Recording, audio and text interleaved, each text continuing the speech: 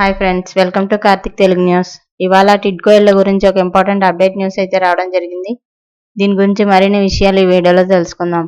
దయచేసి ఈ వీడియోని ఎక్కడ స్కిప్ చేయకుండా చివరి వరకు చూడండి ఫ్రెండ్స్. అలాగే మా ఛానల్ సబ్స్క్రైబ్ చేసుకుని మాకైతే ఒక సపోర్ట్ అయితే ఇవ్వండి. వివరాల్లోకి వెళ్ళినట్లయితే ఆంధ్రప్రదేశ్లో పేదలకు ప్రభుత్వం శుభవార్త చెప్పింది. వచ్చే జూన్ నాటికి 5 లక్షల ఇళ్ల నిర్మాణం పూర్తి చేసి లబ్ధిదారులకు అందజేయాలని చంద్రబాబు అధికారులని ఆదేశించారు. జూన్ నెలలో రాష్ట్రంలో కూటమి ప్రభుత్వం ఏర్పడి ఏడాది పూర్తవుతుందని, అప్పటికే 5 లక్షల ఇళ్ల నిర్మాణం పూర్తి చేయాలన్నారు. వీటిలో టిడ్కో ఇళ్లు 2 లక్షలు ఉంటే మిగిలిన 3 లక్షల ఇళ్లకు ఎస్సీ, ఎస్టీ, చేనేత వర్గాలకు అదనపు సాయం అందజేస్తామని కీలక ప్రకటన చేశారు. ఎస్టీలకు 75,000 రూపాయలు, ఎస్సీలకు 50,000 రూపాయలు, చేనేతలకు 50,000 రూపాయల చొప్పున అదనపు సాయం అందిస్తామన్నారు.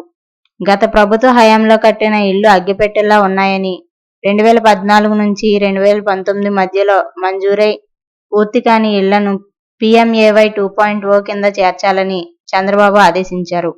రాష్ట్ర వ్యాప్తంగా స్థలంతో పాటుగా ఇళ్లు కట్టుకోవడానికి డబ్బులను ప్రభుత్వమే ఇస్తుందన్నారు.